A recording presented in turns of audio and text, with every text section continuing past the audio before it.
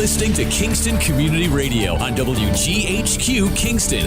On your radio at 920 AM and 92.5 FM, and also online at mykcr.org. Hi, I'm Kelsey Grammer.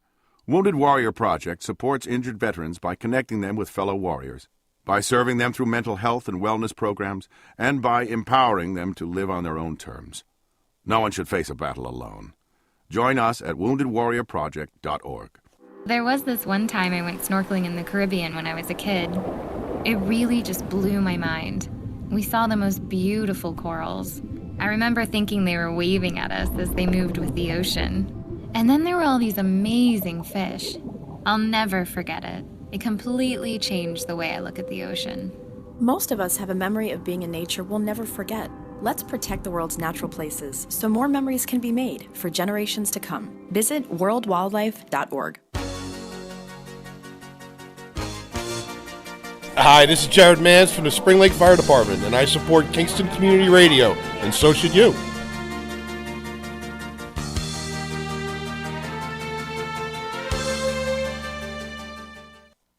This portion of Kingston Community Radio is brought to you by Ulster Savings Bank. Visit their newest branch, conveniently located at the Ulster Commons Plaza in Lake Katrine.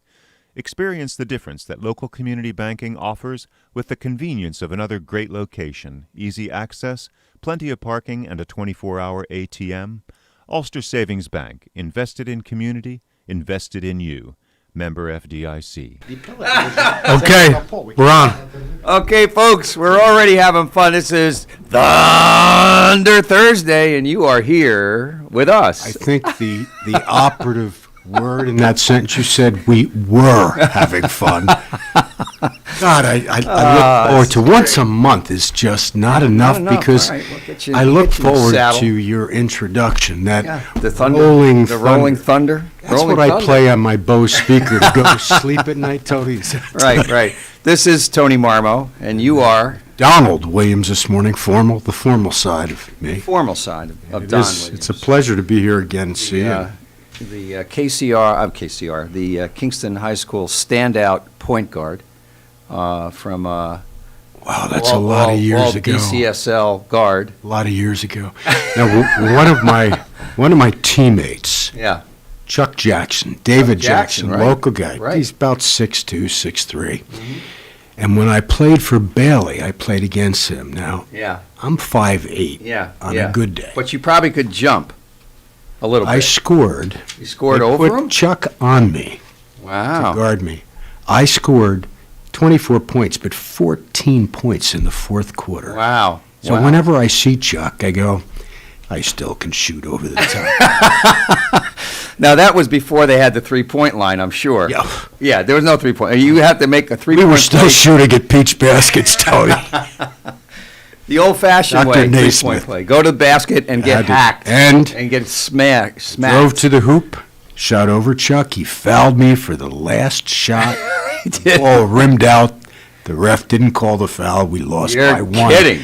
Boy, it disappointed. That's like the Knicks game the other night, man. They got screwed out of. Yeah. Wow. The ball rimmed out. Knicks game. The Knicks got screwed out. Like they played horribly. They played well in the third quarter, too. No, but the fourth quarter, I was reading where there was a lot of against the Timberwolves. Yeah, they blew it. No, but they blew it. But they did. They stink. Admittedly, the NBA said the refs blew like 3 calls in a row. Did they really? The refs have been blowing calls in the NFL. They blew some. I mean, not that I'm a Cowboy fan. They can blow calls in that game all day long, but they blew a couple calls in that game. That was hilarious, though. That Cowboys. I know, but Don Mapes wasn't too happy after the Cowboys lost because that was Don Mapes and Guy Greco, big Cowboy fans. You know, we have to just. There's a couple thousand of them in Kingston. Don Mapes sympathy for any of them. Now, my dad was a Cowboys fan, but that's because of who was the quarterback? Meredith. Don Meredith. No, before Meredith. Staubach. Roger Staubach? Meredith was before Staubach. Who was the one that was graduated from Annapolis? Danny White. No. I can't Roger Staubach. No, Roger Staubach went to the Navy. Yeah, he went to the Navy. My dad was a frogman in World War II, so he loved the Cowboys solely because Staubach was a Navy man. Yeah. Did you guys catch Joe Biden's BS on 4 o'clock yesterday? Or we were talking about BS. Is that an abbreviation for Yeah, BS is abbreviation for. I'll tell you, just exactly what you think. Lawrence, obviously, we all, so many of the country are very unhappy with what he's doing or what he's not doing. However, I will say for him, which I thought it was terrible. His presentation was terrible, but relatively speaking, he spent that 5 days preparing for this. Yeah, he did. And he did a lot better job speaking yesterday than he did in Georgia 10 days ago, that's for sure. Yes, yeah. Well, he's not a public he did speaker. wonderful. Well, you know something? He's a schmoozer. He's been a schmoozer. He's a been lifetime career politician. career politician. Career politician, Yeah, or used to be otherwise in a known as nursing home. schmoozer. a schmoozer. Yeah. Lawrence, what do you think about Tony's glasses today? I still The clear look. the clear look. It's really, you know something? Did you use that Don't for take reading this or the wrong way. Reading. it? Yeah. What's the wrong way? This You is are a a setup. stylish hand. This No, is a setup. Me? Far be it from me to set you up for a I cross-examination. feel like one question leads to the next, leads Oh, to the next. The daisy chain, we call it. It is. It's a key to cross-examination that Right. most Yeah. lawyers don't have that. Yeah, right. So they go right for the jugular at the outset instead of laying a foundation and a trap. It's probably easy to But close you it. were so quick to pick up on that. I've been hanging around you now for a while. I think I kind of get the By vibe. the way, I have to be nice get to the you vibe. today because Tony, he truly is, folks. Those of you that do not know him, he is a gentleman. And he really does so much for the community, including this retired judge who's gone through some physical issues of late, health issues. And when I tried to snowblow Right. on Monday, the snowblower wouldn't work. Yeah. Well, we're I as happened to designed. speak it was to you. It was running. Well, one of the two augers was running. Yeah, the yeah, other one yeah, was yeah. not. Yeah. The engine was running. Engine right. But wasn't you doing were his job. good, and I didn't even call you. Somehow, just I coincidentally. called to see how you were called. doing. Did check-in call. What's going on? And the very following morning, there you were Yeah. with your hammer, your Punch. toolbox, Little punch. Get that shear. and pin I out would there. not have. I knew what the issue was, but Yeah. I would not have thought that I had to destroy the machine before I could fix it. Yeah, right. Well, that's what hammers are for. That's what Hammers God and made all, hammers. all AHL. How do you Exactly. How do you all. spell that? An all? Yeah, a hole punch. So really, the reason why I knew it is because it happened to my Husqvarna. You have an Ariens, and I same thing. That one of the blades, one of the Well, the Ariens is far superior to Husqvarna. It is. Yeah. It's just shorter and Is that how you pronounce that? Huska? Husqvarna. I think so. Is there an yeah. A in it? Yeah, it's got to be some nice Scandinavian person that must have started the company. I think it is. Is it Swedish? It is. I think so. But Far yeah, be it for them to know anything about. I've seen it, and I have a long driveway, and I did my driveway, and I'm saying, why is this thing not really throwing snow the way it should? It was like coming out like half baked, so to speak, and so yeah, one of the augers quit. The shear pin snapped, and that's what it's designed to do, so it doesn't screw up the motor that spins all that stuff, because you probably hit a rock or something. It was once you resolved the issue. Yeah, I no, knew it's a that there we. was. I knew it was something that We it went was. to the Herzog's, auger we was got the spinning. pins. Are we allowed to mention Herzog's? What a great place. They're a sponsor. They've been underwriters. They're great supporters. What a and, what a great store. What great people. Absolutely. Brad and Todd. And yeah, absolutely. people And who work there. Fran, that guy behind the. great, Joe. There's a lot. So He many was great good enough people. to explain to me how nice that we could buy either, or I could buy either a 6-pack of shear pins Right, or a 2-pack. right, They were both the same price. right. So being the hard-working, intelligent Italian-American that I am, I Right, said, I'll take the bargain 6. hunter. Yeah, go for the because you'll Take have the enough 6. shear pins now for the next 10 years. I don't think so. These things, How old is your machine? Your snowblower? 2-3 years. Okay, yeah. I know once I bought it, it stopped snowing in Kingston, so, which is Yeah, no, it's I've had it happen to me, which is why I knew what to do. But I like getting my hands dirty and fixing stuff. That's one of my little hobbies. If I ever pack it in or slow I down. wish I had that gift. I can do all kinds of You have landscaping. gifts that I told you this. You have gifts that I don't have, and that's the world is made up of people with various gifts. The All right, whole let's thing is start. great. Hairline, is that a gift that I have? No, that's not no, it. you Thin, stylish, great glasses. you can take a wordsmith anything. You can look at something and it dissect it and then reassemble it in your head which most people have no clue of how to do and what to do. So, Well, the and you thing can that's... put, thank you. put bad people away, which, Seem to be all I've doing done is enough fix a lately. snowblower, so. But the snowblowers never get out on parole and hunt you That's down, true. Tony. So That's true, that's true. they might blow an auger, but they're not going to blow your no, head off. I know. I have we're in the 8:30 half hour of the show. We're going to talk, court stuff, law stuff. Judge has a couple things planned up his sleeve, but and then at 7:30 we have Ulster Federal Credit Union coming in. Stacy Warr and Brian Ginty is coming in, and possibly Elizabeth Strine. I'll write those down. But and then at 8 o'clock is Sue Marcy from United Way. But right now, I have to ask you a question. There's a lot of paper news, right, about the DA in New York City. Right, you got a new mayor in New York City, right? Eric Adams, former law enforcement guy. And the DA, what I've read, now granted it's in the Post, so you may take it with a little grain of salt, but I just look at the pictures. In I the just read Post, the Tony. sports I don't read section, the- really, the but- sports section's great. and so basically a whole bunch of DAs from that Manhattan office have left because Some this longtime prosecutors, too. Some of them Right. have been there for like 20 years. One of them is Right. a trial attorney. right, and so Because this they're fed fellow. up with the crime. I guess the DA judge is Alan Bragg is his name.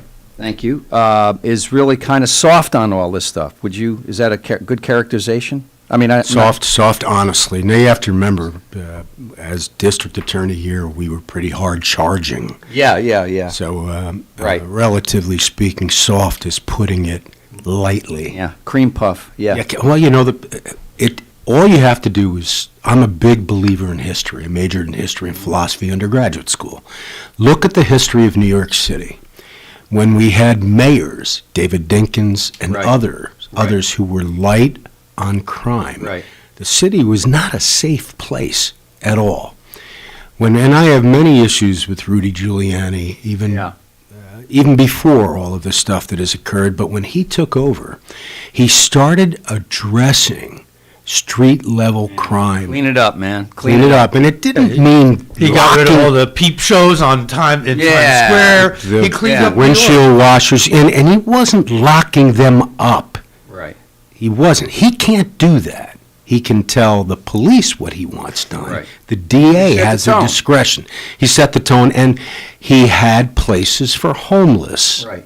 Were they wonderful places? I can't tell you that. But addressing Middle of the street. Yeah. addressing street-level crime goes a long way Yeah. in also addressing violent crime. And the city became not only a safe place for big cities to live, but Yeah. a wonderful place. Yeah. And now we've gone exactly in the opposite Yeah, direction as a scary. result of our state Subway legislature. crime's terrible. I mean, I see. De Blasio was just... He was inept. He was a Marxist, I believe, Right. but, yes, He's a the fake new, Italian, too, to by the answer way. your Fake question, Italian. de Blasio is an Italian name. Yeah, but I think God. he's got there's a history there that I don't know. Anyway. But, he's got- the new, you were saying, the new DA, So a fella is that an appointed or elected? district attorney is an Elected. elected position. It's so a the- 4-year term throughout the state of New York. Every county has a district attorney. So the people in New York City, I don't know who he ran against, or if there was an opportunity to hear the guy's thoughts, philosophies about crime, about social integration, about the whole thing. But he obviously is really off the mark in terms of trying to put bad people away. And I know the laws are now, bail reform and Yes. all that stuff. I mean, it's probably Well, this has been the right? wave Right. in all of New York State Yeah. because of what I believe is a way to left legislature. Yeah. So they set it in motion. The people in New York City are leaning Left. well left of center. Yeah. And when they hear an individual that's saying, you have to remember, the Rockefeller drug laws years ago was to address the violence that was occurring because of drug dealing. And Right. then the pendulum swung the opposite direction. That's the history of Yeah. our country in New York State. So they passed laws that, there were people that were sentenced to way too serious offenses for nonviolent drug possession. The left grabbed that, and they became the banner, Right. And let's the say poster child, Extreme left, the right. and as a result of that, they passed legislation exactly the opposite. And the DA, what happens? People don't understand. Police investigate, police charge. For everything I say, there's an Right. exception. Then the district attorney is authorized, empowered, and required to prosecute. A district attorney is to do justice, not just to get notches on their gun belt of the number of convictions, but they have absolute discretion to decide whether to prosecute somebody with a charge filed by the police or how extensive and aggressive to prosecute them. This DA has indicated for a series of crimes that I believe are violent, burglaries, armed robberies, he has decided that those cases will be reduced to misdemeanors, which then, It's an open license to just wreak havoc, man. It well, just doesn't- we're talking about the real hardened criminals with extensive records. So that one man that pushed that poor lady in front of the subway, right. if you look at his record, Yeah. it's Probably mental illness as well in there, right? I mean, it's absolutely, This is yes, not no. And somebody who's got a full deck of cards going there. And you know where all of this started with the mental health issues, and it started for the right reason, which typically is the case. Addressing the Rockefeller drug laws was for the right reason, but it goes too far. Geraldo Rivera, Yeah. years and years and years ago, I've forgotten what the institution was, Yeah. but individuals with mental health issues, significant ones and not as significant, they put them in residences that were really atrocious. Yeah. And he did investigative He made reporting, his- discovered it, made Made his bones that. Exactly. Yeah, You should yeah. got to be careful saying that. That can be deemed racist against Italians. I swear to God. Really? Kavanaugh used that term one time in You prosecuting jumped him. Anthony Provenzano. I didn't, but he was jumped on about No kidding. made his bones is. And I Sorry didn't about even know. that. I'm half Italian. He made his I didn't- reputation, yeah. that he did. Yeah, But yeah. anyway, So, and then there was the other one that I was on the news a lot was this kind, good Samaritan takes his coat off, puts it on a homeless person laying in the street or in a little cubby corner, and he puts his coat on him, and as soon as he puts his coat on, the guy pops up that's sleeping, beats him, takes his wallet, just. well, there are significant mental health issues with many of these people. That is not the individual's fault. Right. But it has to be addressed, and it has to be addressed with compassion, but it has to be addressed securing the safety of other innocent people. And we had a reaction as a result of Geraldo Rivera's, where those facilities were shut down, Yeah. which is, again, going way too far in the opposite direction, Well, and see- people are released. see- Something has got to be done. Right. But if the DA in New York City, he has the absolute full discretion to decline prosecutions. So if And you're the the message mayor, is sent. if you're the mayor, you're Mayor Adams, right? You're brand new. You have a law enforcement background. What do you say to Bragg, District Attorney Bragg? Can't say, you can say whatever you want to him. The DA is a separate, independent. it's independent, which is the basis of how our governmental system works, which is good. Okay. It's just that he'll be up for election 3 years is there from now. any way he can be removed from office? Only if he commits an egregious, ethical, and then a grievance committee would examine it. They could take his license to Okay, so practice it's gotta law, be but the really mayor, significant. in Mayor- New York State, I don't believe we have any recall. Yeah. Like they do in California and other jurisdictions. Yeah, because- But the other thing is a DA, you're supposed to be apolitical, which Right. basically means politics are not to enter into your decision-making Mm-hmm. process. I'm going to tell you, Tony, I believed in that wholly. It was so difficult to do as district attorney, and I did it. It's one of the main reasons I didn't run for a third Yeah. term as DA. Yeah, no, I Because know. I found that suddenly Politics was- politics was possibly entering into the You know my decision-making. solution to that, right?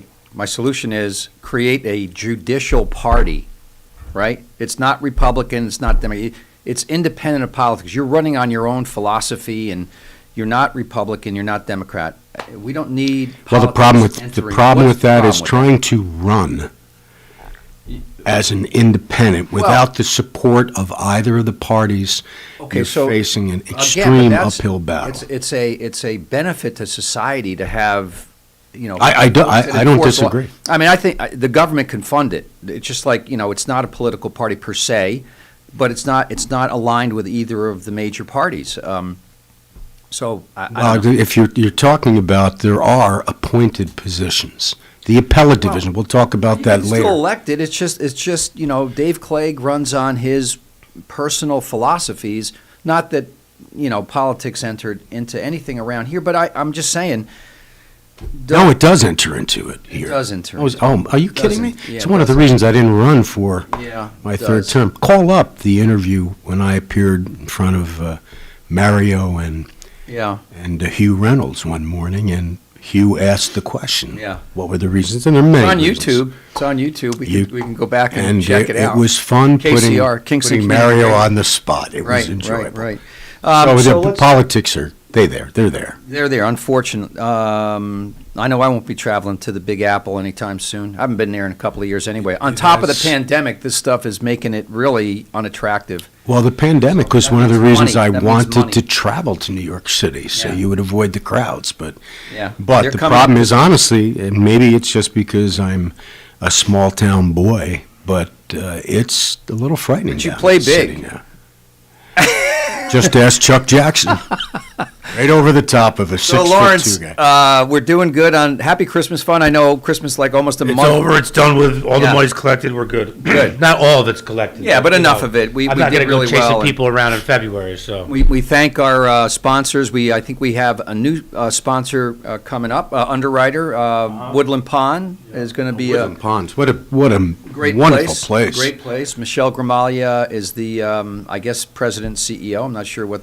Will she be coming on? Administrator. She and I are going to do a show on the 31st on a Monday to fill in for Dr. Ed Alio.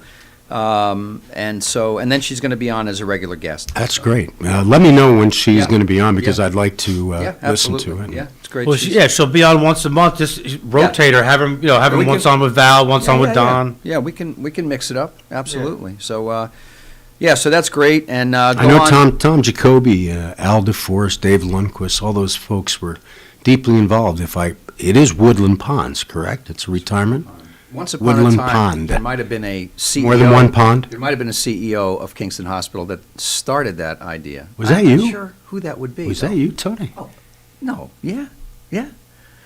So that started back in Well, probably that's 2000. fantastic. What a back in guy. 2000 it started. I know, Continuum of care. It was called, aging in place, so to speak. You moved to Woodland Pond, and the board was very supportive, I have to say, and Alan and Tom and all those folks Yeah.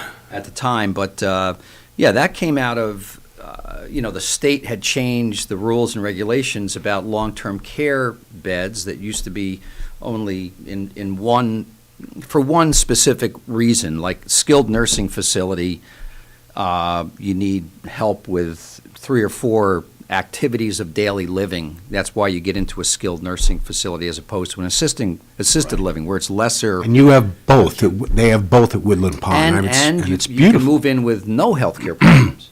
Right. It's a couple or, so it was beautiful. It's not inexpensive. We went to New Hampshire, we went to Long Island, we looked at 3 or 4 of them, we selected a company. It was a really great project. It took 7 years to get built.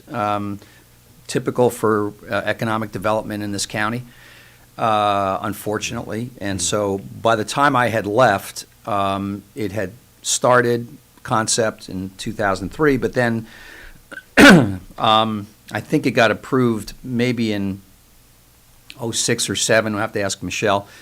But then the recession hit, and the whole idea of it was to sell your house, right? You're seniors and you want to sell your house. You move into this either cottages or congregate living. There's an entry fee. It's a good chunk of change, but it entitled you to health care. That's what it did. It was basically an insurance policy. It wasn't a real estate deal. It was an insurance policy. If you became sick, you got admitted into the nursing home, and it didn't cost you any more than your monthly fee. So it really was an asset protection opportunity. Didn't you also have to sign over the home that you had earlier? Wasn't there? No, you sell your house, and there's a significant entry fee. Yes. Back then, it was a couple $100,000. But the idea is, and that is refundable. A portion of that could be. There's options to get to some your of that money heirs. back to your Okay. heirs. There's financial options, but the point was, now, in a nursing home today, after Medicare is used up, you only get 90 days of Medicare. In 90 days. 90. You have to pay out of pocket, and those numbers are now. It could be $14,000-15,000 a month for a nursing home. So unless you're very wealthy, you ain't affording that. Right. So it's a mess. So that was designed as a way to mitigate, getting health care without draining your funds for your heirs. It was a great idea. The board ran with it. By the time I had gone, it was en route but not delivered. So it's And if you have funds, either in savings or other assets, even that 90 days of Medicare has to be refunded, does it not? No. There's a deductible that you have to pay per day, but not. There's no. Okay. No. Once Medicare pays. God bless the United States government on that one. The Medicare program is one of the best programs that ever came out during the Johnson administration, mid-60s. Was it Johnson? I think everything goes man. back to FDR, but I equate that with Social Security. Mid-60s, but it's Have a big you? deal. You haven't yet reached that age where you must go through the Medicare process. I have, I'm 67. and I have to tell you, Counselor. you're how old? It's those glasses make you look so much younger. No, I've been collecting Medicare now, or doing. Really? I'm in the Medicare system for 2 years now. And you spent your entire career basically in health. Yes, health care. Health care. I wouldn't say in I health. could preside over a murder trial Uh-huh. easier than I can negotiate and navigate the Medicare process sometimes. It's just... By the way, there's folks out there that help you do that. My good friend and Highland Rotarian, Peter Ryan, is a guy, we've had him on the show Yeah, here. he was excellent. He was superb. Yeah, and he's a guy that can dumb it down, so to speak, or basically understand. You mean in speaking to me? Well, Make it plain- I'm giving you plain all these talk. accolades today. and- Plain talk. How about that? Or Medicare for dummies. That's another real complimentary pejorative. term. Yeah. Pejorative. Listen to you. Did you pull out the thesaurus this morning? Look. Oh, my God. Lawrence, Let me did get you hear some- what Tony just said? It is a word with more than 3 syllables. 3 letters. 3 syllables. Oh yeah, 3 syllables too. Pejorative. Pejorative. I had to go over the math in my head to make sure I didn't just do a faux pas. Right, yeah, no. That, So who's our 7:30 guest? 7:30 guest in the studio will be Brian Ginty and I believe Elizabeth Strine. Okay. It's possible from Ulster Federal Credit Union. I believe Brian is on the board and Elizabeth works there. And and then I'm not sure Stacy is calling in or not. She said she was going to call in. She was under the weather, which there could be 6 or 7,000. Sue? Not Sue. Sue Marcy's on at 8. Oh, okay. United Way. And then Stacy's on at 8:30? Stacy is Oh, from she's Ulster the one Federal that's calling Credit with Union. Brian. Gotcha. Yeah.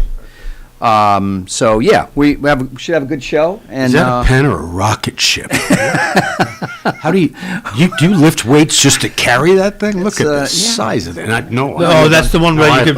It could possibly. You got to feel that thing. That's possibly a weapon, Judge. You might want to pat him down. There are no prosecutions for weapons. Look at the point on the back of that thing. You can break into a glass breaker if you're in the car. Yeah. Yeah. Or, don't do that. All right. Let's see. So 7:30 Ulster Federal Credit Union, right? And 8 o'clock, we're happy to have Sue Marcy from United Way. That says Bean.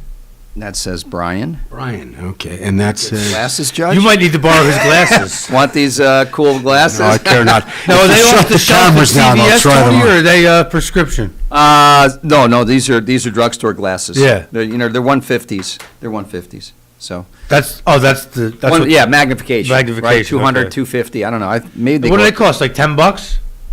Yeah. And they work good? They work great. Yeah? Yeah, they work great. Home Depot's got the regular black and brown ones, So those clear ones are just really marvelous on you. They actually look pretty good on you. I think that's as they say, a backhanded compliment, Judge, but I'm not sure the compliment was not involved whatsoever. There was nothing complimentary at all. Okay. All right, 10-4. All right, so Lawrence, why don't you take us to break? I will. And we'll be back with Ulster Federal Credit Union. Yep, thanks.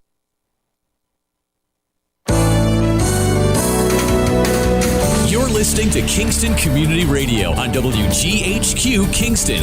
On your radio at 920 AM and 92.5 FM, and also online at mykcr.org. Long ago, you wouldn't think of galloping on a horse while doing calligraphy, and you wouldn't have attempted to ride your bike while typing a letter.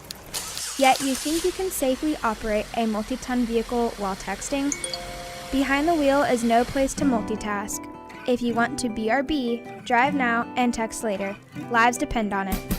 Visit StopTextStopWrecks.org, a message brought to you by the National Highway Traffic Safety Administration, Project Yellow Light, Noise, and the Ad Council. Hi, I'm Steve Thomas for Habitat for Humanity Restore. Habitat Restores are nonprofit home improvement stores and donation centers that sell new and gently used furniture, building materials, and appliances to the public at a fraction of the retail cost. The Ulster County Restore at 406 Route 28 in Kingston needs your donations. Call our hotline at 845-853-7499 to schedule your free pickup. And thanks.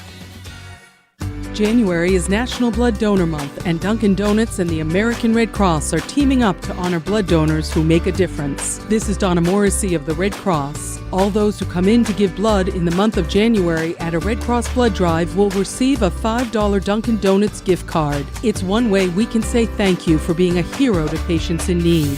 Your help is needed now. Please call 1-800-RED-CROSS, visit redcrossblood.org, or download the Blood Donor app to find a blood drive near you. Thank you for making a difference. At St. Jude Children's Research Hospital, we're fighting against childhood cancer every day. At the heart of this battle are our donors. Most of us want to make some type of difference in the lives of others. St. Jude does miraculous work. The fact that no one has to pay, it's a place where everyone is treated as an equal. Everybody is welcome here, and it doesn't matter your religion or what part of the world you're from, all that is taken away. It just gives you some hope. It's just a nice feeling to put your energy into something that really does genuinely make a difference in a child's life. There's just no greater gift. If we have the ability to help, then we have a responsibility to help. Finding cures, saving children. St. Jude Children's Research Hospital. Find out how you can help at stjude.org. Have you ever experienced a wish come true? For a child battling a critical illness, a wish come true can be a turning point. One song, one dance, one game, one adventure, one moment changes everything. Make-A-Wish needs your support to grant the wish of every eligible child. Visit wish.org now to help grant more life-changing wishes. Together, we can transform lives, one wish at a time.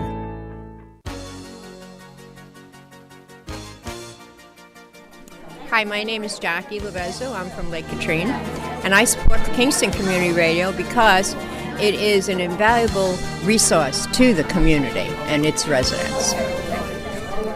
This programming is brought to you by the Friends of Kevin Cahill. As a strong advocate of local broadcasting, Assemblymember Cahill urges you to support Kingston Community Radio with your time and donations. Your contributions keep KCR vital and on the air at FM 92.5, AM 920, and on the web at mykcr.org. Please join Assemblymember Cahill and send your gifts of $10, $25, or more to Kingston Community Radio, Post Office Box 4364, Kingston, New York 12402. Together, let's keep KCR alive. They're on time. All righty, we're back, folks. This is Thunder Thursday. We're rocking and rolling. Oh, yes, it is. Could you say that once more for Yeah, me? no, That was. And this is Tony Marmo. And Donald Williams. Yes, and Lawrence is... You got stood up? It seems like it, maybe kind of, sort of. I don't know what happened. Maybe... wait, we got a phone call. Oh, could be Stacy. Is it? Yeah? I bet it is. Oh, I think I hear somebody. I hear the door, too. I hear the door. Okay. You heard the door Stacy, here? how are you? Good morning. Good morning, guys. How are you? We're doing fantastic. Stacy Ware from Ulster Federal Credit Union. Welcome. Are we expecting some guests in the studio? Yes. Elizabeth Strine and Brian Ginty should be coming Okay. in. I think they're wandering around Kingston. Hopefully they didn't go to John Street. Do you think they went to John Street and not 16 Lucas Avenue? I think they they've been might here have. before. I thought they'd been here. All right. Well, maybe they stopped for some breakfast at Dysing's. I don't know. And we can go on the road. I did not know you moved. Yeah. I gotta go move my car. Okay. So All right. down. So, once upon a time, this station did remotes. I remember going to Dysing's. We still do remotes. We do. That's correct.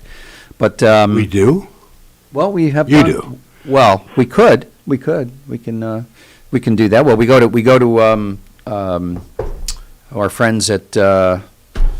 Where are our friends? Boyce's. At Boyce's. I was going to say Babcock's.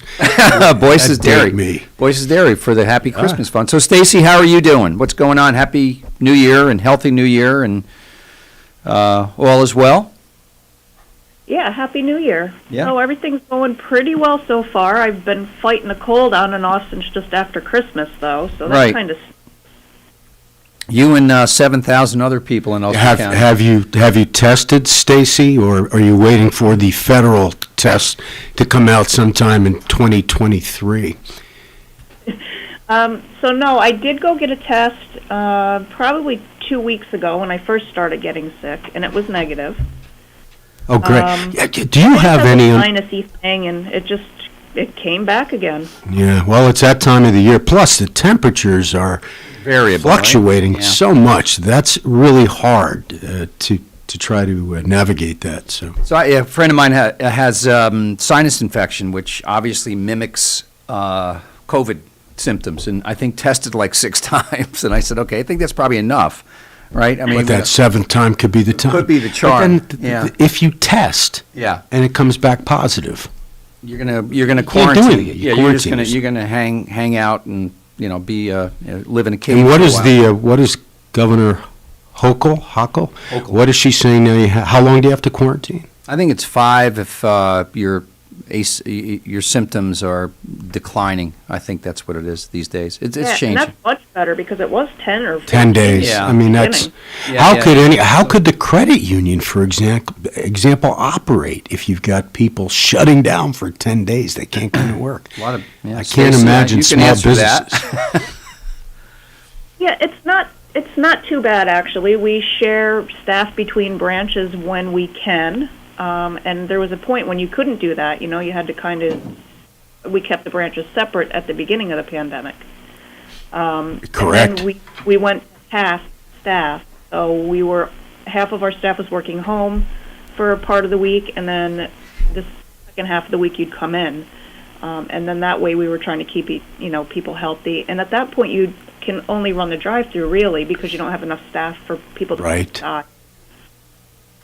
Correct. Must be long lines, Stacy. I imagine everybody going to the drive. I think we lost Stacy. Stacy, you still there?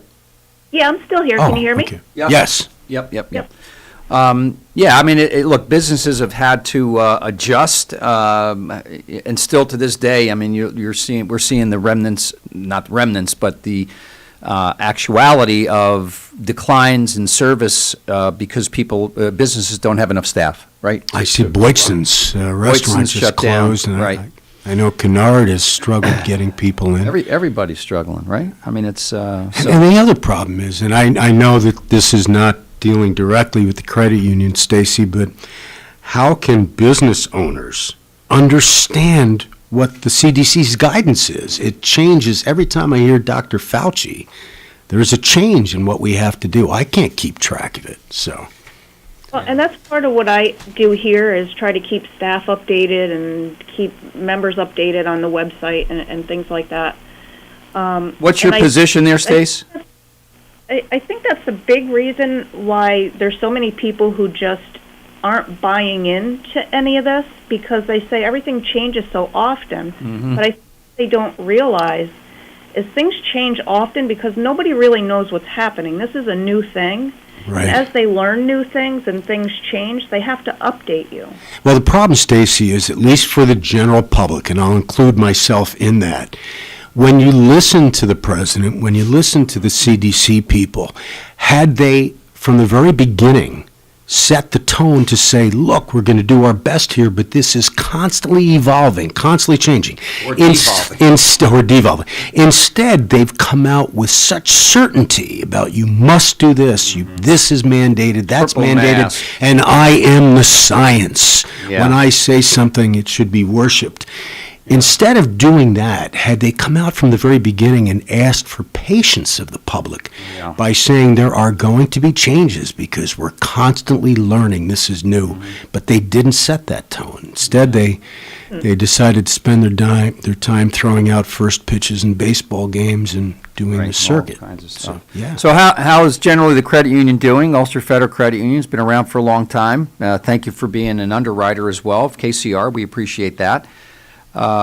What's any news that you want to share? Interest rates looking like they're going to be okay, or going to go up a pinch? Well, I think since 2020, when the pandemic started, everything's just kind of been stagnant, and it seems to me like it's going to stay that way right now for a while. Mm-hmm. You keep hearing that things are going to get better, and then, first things were going to get better at the end of 2021, and then it was middle of 2022. So I think things just keep changing with the pandemic. Yeah. And has inflation, how has the inflation, which is outrageous, how has that impacted your business, Stacy?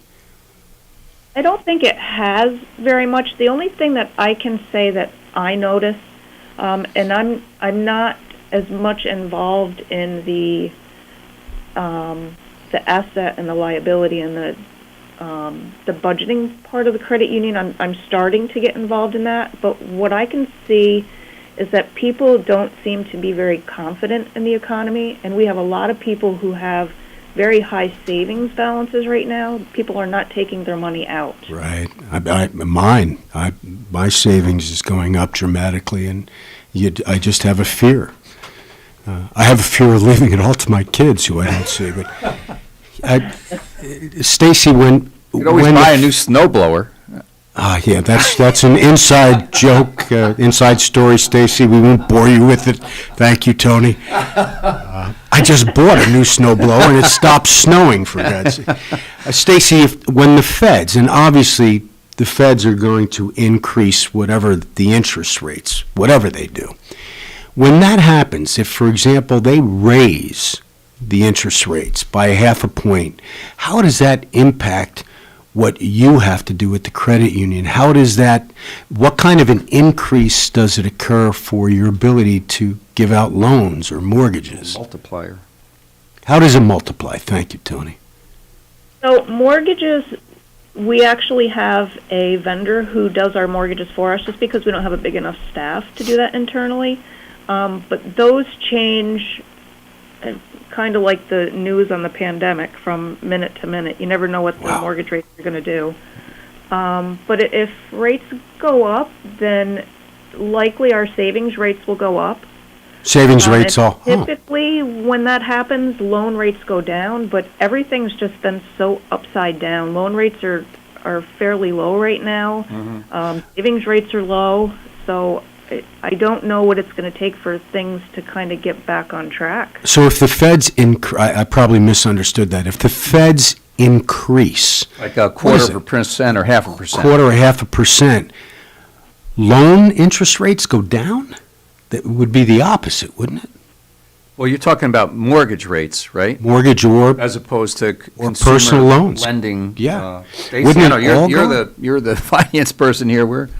I could see where savings would go up also, but I would tend to think that interest rates would. You mean go for personal loans? Is that personal loans or mortgages? Yeah. Stace? Yeah, and typically they would go down, but everything is so low right now. I don't know how much lower they could go either. Would be negative interest rates. I mean, someone was talking about that. What are they at now? It's like 3%, 2.5% for 25 years. A 30-year mortgage, like around 4, Stacy, 4.25 in that neck of the woods. Yeah, that sounds about right. Wow. Okay. Yeah. That's higher than what I thought it was. By the way, I mean, I've in previous iterations of our recessions here, right, in this country, I've gotten a mortgage rate of 3.75 on the property I own. I had my mortgages paid off now. I paid it off as quickly as I could once I got a higher salary. Yeah. But yeah, I think mine was like 3.25. Yeah, so it's been like this for a long time. It has. I think. Well, I mean, wasn't there a time that it was like 12 or 15%? Yeah. Back in the mid-'80s. I know. I was trying murder cases as an assistant DA. I couldn't afford a house because the part of it was the rates were so look, high. I remember, Stacey, and I'm sorry, we were giving wage increases at Kingston Hospital back in the mid-'80s. We would give 2 7% increases in 1 year. Talk about inflation. It was like 14% increase. Wow. I mean, that was back in during the Jimmy Carter years. It was probably after Reagan, maybe post Reagan or pre Bush one. Oh, really? Yeah, wow. Mid '80s. I would say that's still Reagan territory. I think. Can't remember all that. And neither could Reagan. Oh, by the way, iteration. Is that a pejorative? Two multiple syllable words, pejorative and iteration. I'm sorry, Stacey, you didn't hear the. Stacey's making fun of me. Judge Williams is making fun. Iteration. Boy, I'll tell you what. You actually went to chapter 2 of the thesaurus this morning. Look at. I don't know. These words come to me. I was listening to you guys talk before I called in because I thought I could watch you while we talked. You but can't. Oh, it's off from the phone, so that was weird. But I heard you use pejorative. That was pejorative. And he didn't. Before that, Stacey, I think we were off air. He talked about vitriolic. Those are 4-syllable words. That's an Italian word. It means vitriol. It means vitriol. Yeah. Wow. Look, I ran a hospital and I ran a few nursing homes. You gotta if you felt the have vitriol some downtime, you like read the that? dictionary just for No, that's not true. I don't know. No, I don't know. I'm impressed. A word here or there. And if you had said those words while wearing those silly-looking reading glasses, it would have been. I could. Stacey, you can't see us now. Yeah. You need an honest opinion. Go on YouTube and take a look. But it's going to mess up your phone. They're stylish. A little stylish. They're not bad. They're like $5 drugstore glasses only. They're clear framed. So the inflation doesn't seem to be affecting the operation of the credit union at this point, Stacey? I don't think so. Wow, that's good. That's good news. No, everything's kind of been status quo for us. I mean, really, it's been the last couple of months-ish that there's been some steep inclines of gas prices, fuel oil, food. I mean, it's been it's because, as the president has said, it's transitional. It's temporary. There is no inflation. It's temporary. I think it's been more than 2 months. Has it? However, I can recall for the younger generation probably doesn't recall this. I think it was during the Jimmy Carter years that mid-'70s. You could not even fill your tank of gas. Yeah, even odd days. Even odd days. If your license plate ended in an odd number, you could do it on Mondays, Wednesdays, Fridays. That was really a supply shortage, I guess. It was a supply shortage for the same thing we're going to be facing now, Tony, because we were so dependent upon OPEC. Yeah. And we had problems, and OPEC cut way back. Yeah. In response to that, we started producing our own oil. And now we're doing the opposite again. It's dangerous. Yeah, we were doing good. Yeah. But, Stacy, so generally, things are moving in a good direction. Do you get the sense that, again, people are saving more, or maybe now because of inflation, they're kind of having to take their savings out and, kind of just keep the boat afloat, so to speak, What do you think? I don't, and maybe that's why they're doing it. They're keeping the money in there because they're so unsure of what's going to happen. And they want to make sure that they're covered. But we definitely have much larger savings balances than we have in the past. Yeah. Well, the other thing is, I don't know if all the money that the government's been giving away over the last couple of years, maybe finds its way, even, businesses, and ours was a recipient of some of that, the Paycheck Protection Program, helped Norman Staffing a ton. So what is the Paycheck Protection Program? Yeah, that was a PPP. Business, the PPP. Yeah, the loan that not a loan, it wound up being a grant, but it started out maybe being a loan that the government gave to try to keep people on the payroll during the pandemic when your business went into the dumpster. So you lost revenue, but you had all these folks, and why put them on unemployment insurance? You're going to have to wind up paying anyway for that. So the government, I have to speak very highly of this program, along with the economic injury disaster loan, the EIDL loans, which were the loans are different. The loans are different. The Paycheck grants. Protection was a grant ultimately, and I'm not sure it was designed at that way. Stacy, did you all do some of that stuff too, or? No, we didn't. Okay. We were just, we have such a small staff. It's I get it. difficult for us to get involved with things like that. Right. Plus, I heard nightmares. So I'm on a listserv. So it's people who go in and they post things from other credit unions. Right. And other credit unions that did those loans said that they were calling and trying to get people to assist them. And it took months for some of those applications to go through the beginning. It's a problem. Well, there are millions of businesses that, and folks that decided, small mom and pop businesses up to, I think the Los Angeles Lakers got like $10 million in the first tranche. How about tranche? I don't even understand what tranche is. Isn't that something you can take antibiotics for? I think so. Tranche mouth? Yeah. Tranche. A tranche of money. Yeah, the first one, they were giving money to just about anybody who applied, and some of these multi-billion. Well, that's the problem that is one of the problems with bureaucratic endeavors to address issues that are beyond their means. So the point is, you put a whole bunch of money, you flood the system with a whole bunch of money, and cut the supply down of things, and it has to be inflation. There's no other way. There's a lot of dollars chasing few supplies, and so. But apparently the demand for consumer products has not changed. Yeah. So I understand, Stacy, and it makes a great deal of sense that people are keeping more money in savings than has occurred before. But why would the demand for products increase and not change?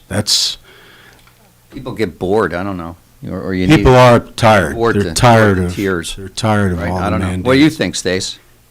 Well, I think people.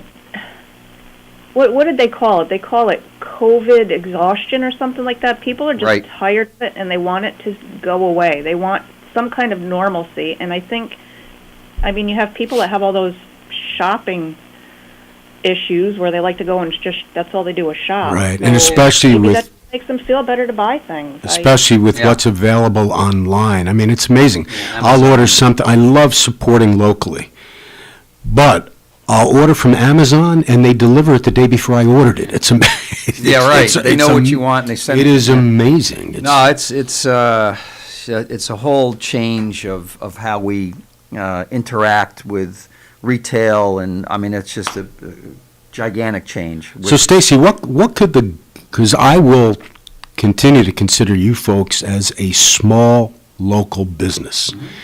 What can the government do? And you may not believe in the government assisting, but what could the government do that would assist small businesses, either the mom and pop stores, which you are not, but small businesses?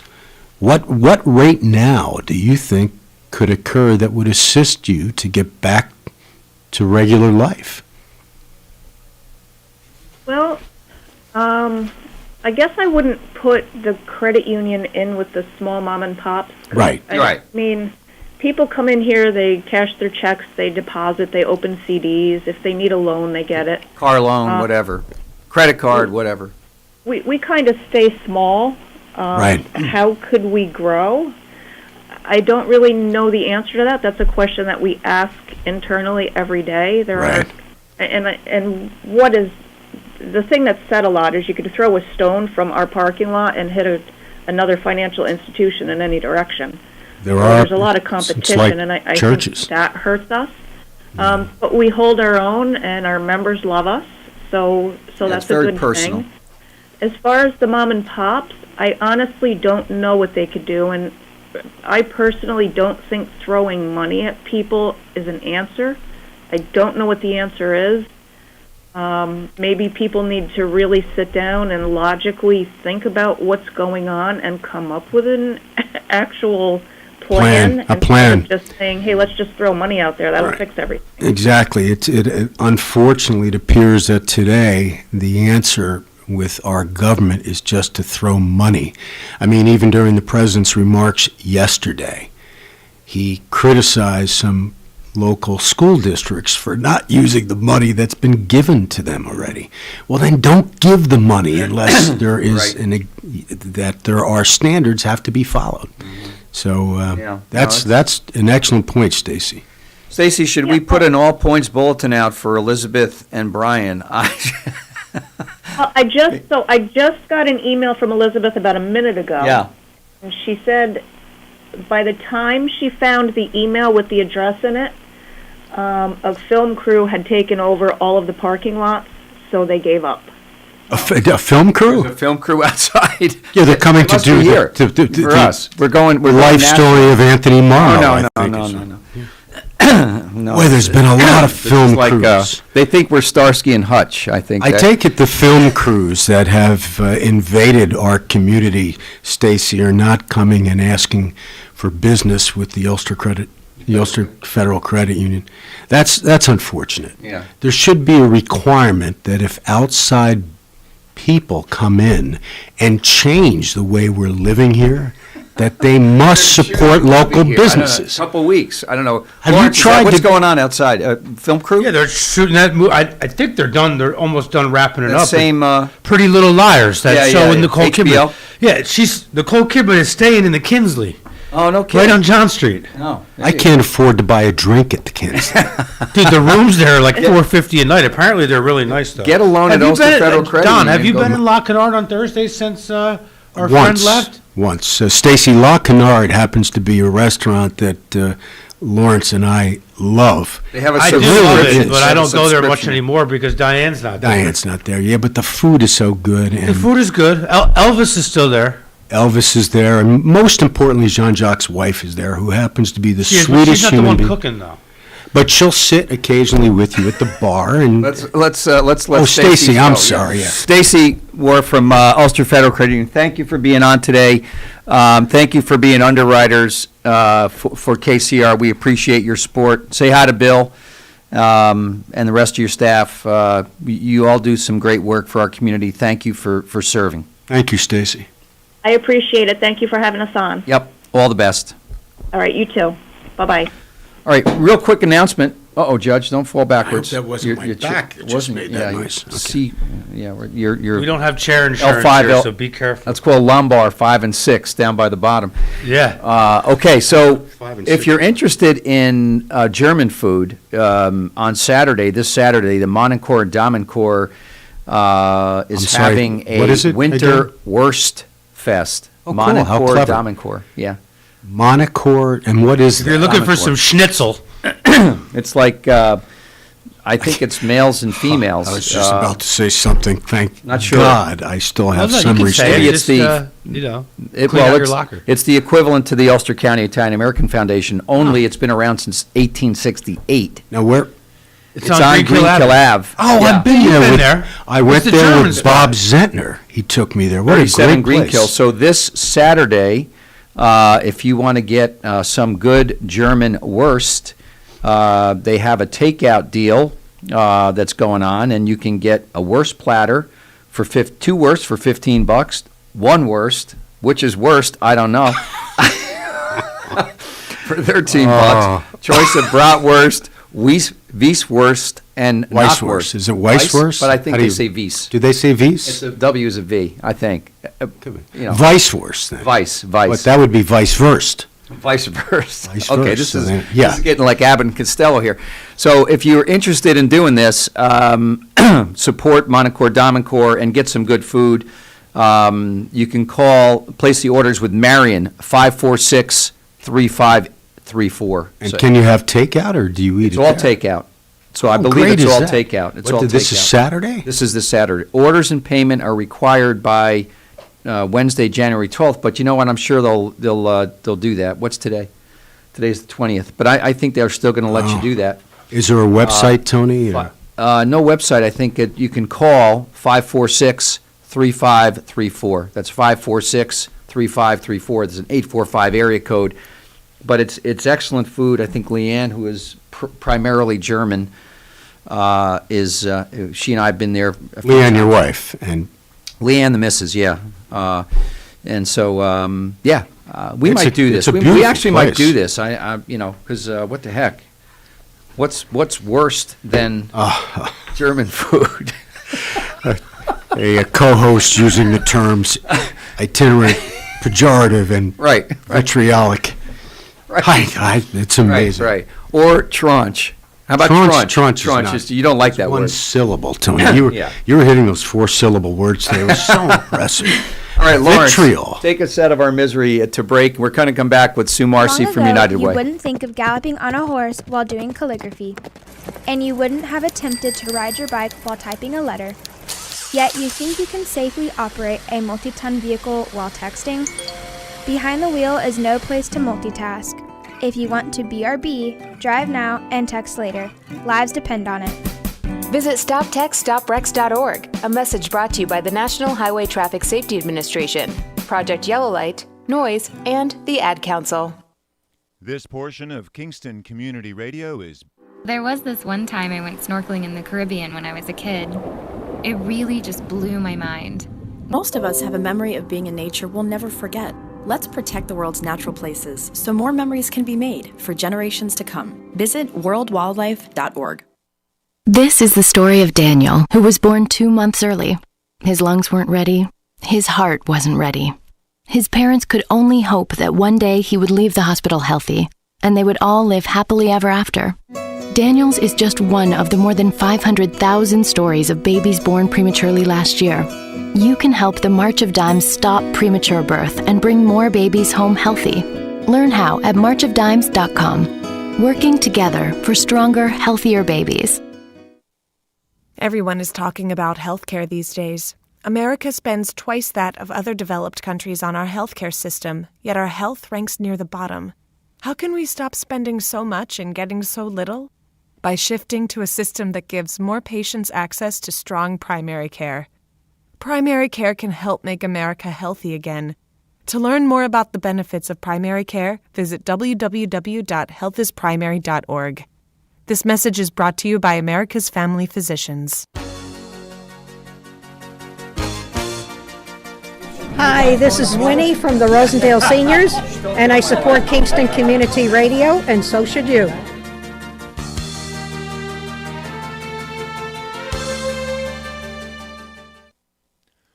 A powerful community bank is one that has leaders that are involved in their community.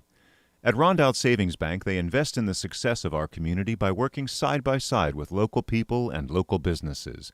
When you choose to bank Rondout, you are part of a bank that is dedicated to the future of your success and the success of your community. Rondout Savings welcomes you to open an account today and discover what it means to be part of a powerful community bank, one that knows you by name. Rondout Savings Bank, always working for you and our community, with branches in Kingston, West Hurley, and Hyde Park, also online at rondoutbank.com. Equal housing lender, member FDIC. Okay, we're back on. We're having way too much fun today on... well, one of us is. Under Thursday. Sue and I are not. I'm still waking up, guys. Yeah, that's okay. Well, thank you, Sue Marcy from the Iowa for joining us. This is Tony Marmo. And Donald Williams. You are Donald Williams. We do have a birthday. You brought the cowbell out. Got the cowbell, the little the small cowbell. We'll let Sue try to read this. Oh, thanks. You got it, Sue. Let it rip. January 20th, 2022. Happy birthday, Penny Rothermel. Love, Cynthia, Alan, Shannon, Barbara, and your many friends. Have a wonderful day. There you Happy go. birthday. So thank you very much for reading. There's only one entrant, or you have the one second? entry. That's it. She wins. I'd say, I'm not a betting man, but I think she's got a real shot. I would say Penny is a winner, chicken dinner. Boyce Brothers, Dairy Milk House, 62 O'Neill Street. The delicious cow pie, which is a meal in of itself. I mean, if you think about it. No fat, no calories. No fat, no calories. Not if you share it with friends. Doesn't count. Penny Rothermel. Pick up your cow pie. How did I get myself into this? The question is, how do you get yourself out of it? That's the thing. Yeah? There's the question. It's like the Hotel California. Once Well, I'm you get stuck in, you never now come since out. you You're stuck. fixed my snowblower. Yeah, you're for stuck. God's sake. Uh-oh. And if you have a leaky faucet, I'll be over, too. Be careful what you ask for. Welcome, Sue Marcy. Good morning. To the zaniness of Thunder Thursday. And thank you for bringing your professionalism to this little meeting. We'll try. We'll try. We can get, We'll see who's going to rub off on who this morning. I surrender. It is contagious, Sue. It is. So what's happening with Ulster County, United Way of Ulster County?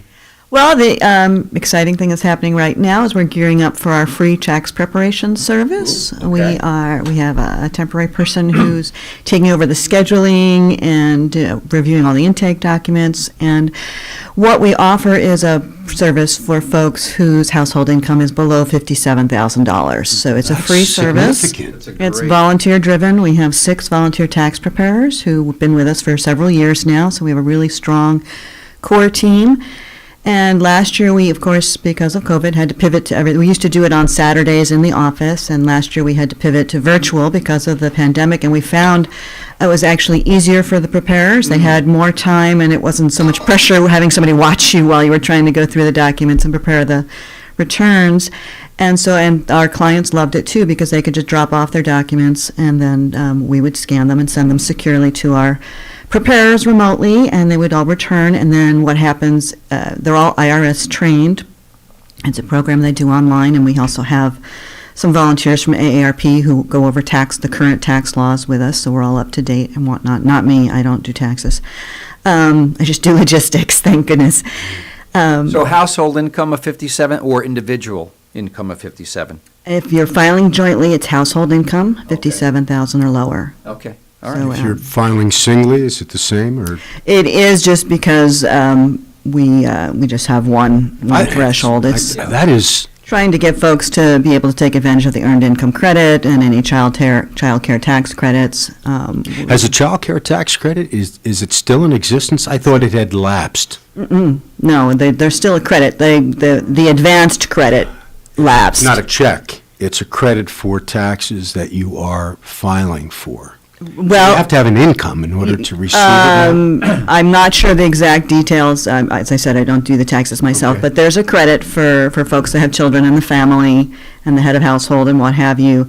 And based on the income and the number of children in the household is the amount that you get back on your return. So it's usually a significant amount of money. Sue, it is. Give some contact information, and we'll do it a few times during the Sure. half hour. Sure. How do people sign up or call or make an appointment? Okay, if you're interested, you call our office at 845-331-4199, and the extension is 111. Our person is there Monday, Wednesday, and Thursday to answer the calls. You can also leave a message. He will return the calls when he's in the office. Is that Austin? That's Austin, yeah. Is it United Way's general phone that you call first before you get the extension? Yes. So people could just look up United Way Of Ulster locally, County, yep. call that number, and even ask for the tax. Yes, you can. But the minute, we have an automated system, so the minute somebody answers, you can press 111, it'll ring right to his desk, I so. would guess it's a pretty popular option, right, for folks? It is. We have, I think we sent out over 200 intake packets last year. We wound up doing about 170 tax returns last year. I didn't look up the amount that we brought Right. back, but we've been doing this for about 12 years. Wow.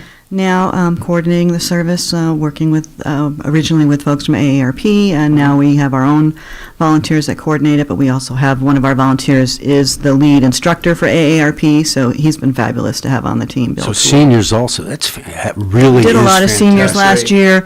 AARP didn't have all their sites open last year because of COVID, and of course, their volunteers are high risk, so we had a lot, we true. had quite a few more seniors in our group last year, and it's a really great service, and we have a whole intake pack that gives you instructions and whatnot. So if you're interested, just call the office and ask for Austin at 331-4199, extension 111, and he can hook you up with that. We're starting to send those out this week. So we can't file until the 24th anyway. That's when Right. legally you can file, and I'm sure New York State will be changing the tax laws up until the deadline, because they always Yeah. do. Yeah. So. Yeah. So what else is going on? I mean, a topic that we haven't really discussed recently, but the whole impact of mental health,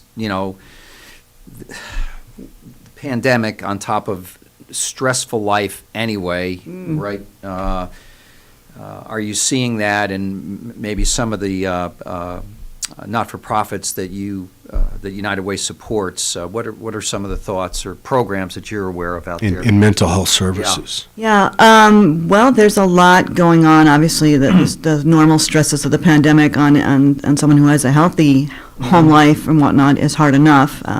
We did program reviews this past spring, and we found that especially with the teenagers and the students, there was a lot more mental health issues than had ever previously been displayed, and we actually shifted some funding to more of those after school and during day programs for the students. So that's been very important. Some of our providers, when they were in for the interviews, would say, we knew some of them, their home lives were difficult. We didn't realize how difficult they were. I mean, they're kids who wouldn't turn on their cameras for the Zoom meetings because they didn't want anybody, if they had one, they didn't want anybody to see or hear what was going on in the background. Yeah. So that had to be difficult. And many times, they didn't have enough devices for as many children that needed them. So that's always been an issue. What are some of the services that are available to these kids? There's programs at the Boys and Girls Club of both Saugerties and Kingston. There's after-school programs there. All of them have homework components, tutoring components, education components, as well as fun. And then there's also programs, to teach them about substance abuse prevention and taking good care of themselves, being healthy, making healthy choices, smart choices.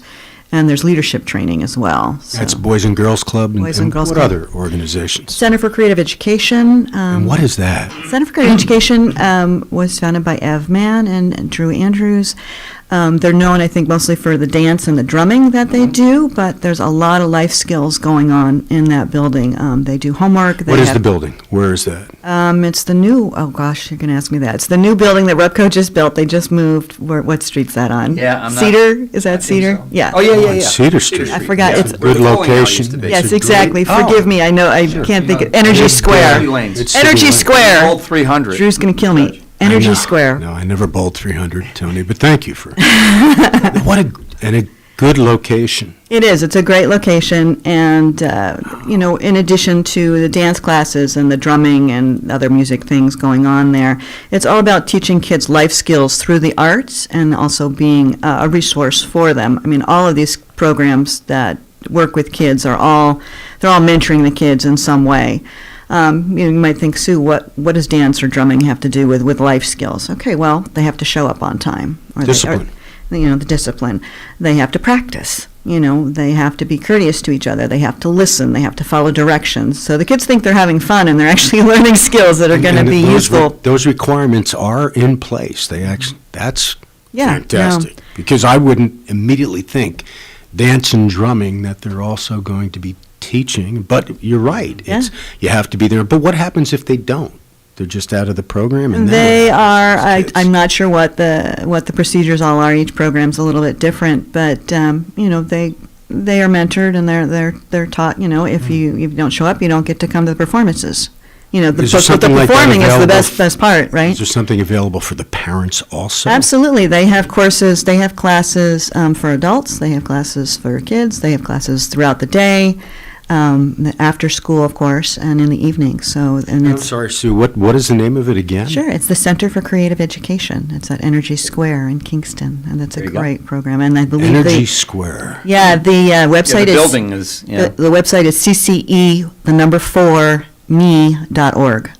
CCE4me.org. So it's a great program. I can't say enough about it. In fact, Drew's actually coming to our board meeting this afternoon to talk about it. And Drew's last name is? Andrews. Yeah, he's Andrews. amazing. And there was another person also? Ev Mann was the founder. He's retired now, so I think he works with them, writing some grants and stuff, but he's doing more of a focus on his own performing arts now. We had Ashley Knox on the show, Richard Cataviani and I, and Ashley has the Go Beyond Greatness. Yes. Which she was on a program. panel with us. Yeah. But the Yeah, she and I were both honored by the what is YWCA that? the same year. Oh, yeah, What she's is the great. Go Beyond Greatness Go program? Beyond Greatness is another program for Yeah. students. Students are seeking college or not exactly sure what they want to do with their life moving forward. And Ashley tells a story that this was her. She was a very motivated person, but didn't have the support system to figure out college, this, that, what am I going to do with my life? And so she became a teacher and, got her master's degree and very, successful at that. But then decided to take a step back and look at people in her own community, our community, right?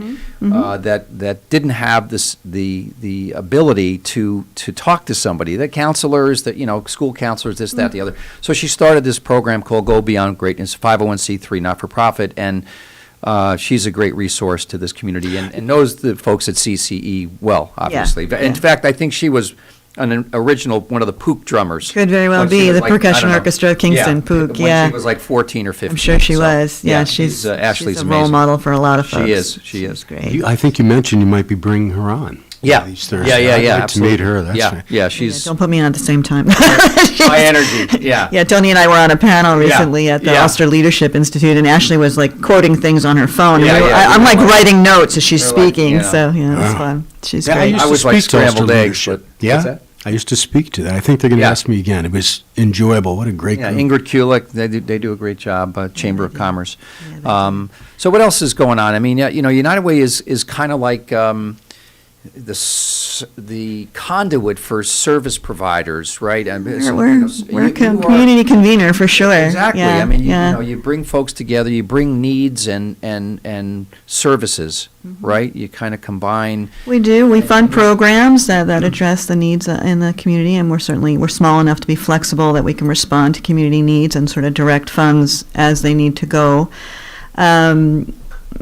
We're having a partnership meeting this evening with the folks at Hudson Valley Current, the alternative currency, and meeting with our bringing agencies together to talk about it and how which clients might be target recipients of such things, and don't ask me about You it know because what, it's that one, Judge? The alternative currency current Hudson Valley Current. You have to my have son Chris does. Hughes on. Yeah. You have to have Chris Hughes on. He's amazing. Yeah. Is that like Well, it's crypto stuff? No, it's real Alternative currency. that can only be spent locally within Yes. within a certain. I did read about that. Number Correct. of folks that are And what is accepted. what right? is the benefit other than supporting the local community, this alternative currency? I'm going to learn more about that tonight, Don, and I can let you know. But have Chris No, on, and he Timely can explain. question. No, I think that's Yeah. about it. I mean, it's Oh, it's fantastic. So usually you're not going to buy something from Amazon with the current Currents, no. currents. No, it's So, a local it's, currency to right. help promote the local economy and keep the dollars here. And I Fantastic. think encouraging folks to shop at the local mom and pop stores versus the big box stores, that kind of thing. Right. I don't know if Sort there of are any win-win. big box stores anymore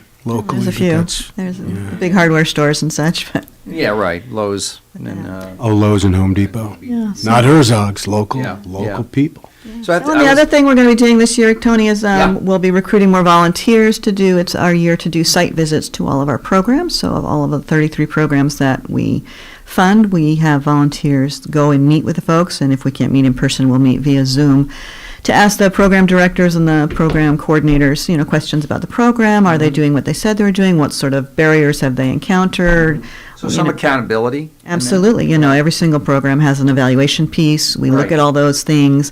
Sometimes we're able to connect them with other resources because they can't see. Sometimes you can't see the forest for the trees, right? You're in the thick of it, but somebody else outside can say, hey, I know da-da-da, and we can do that. So that'll be happening this summer, but we'll be training volunteers later this spring.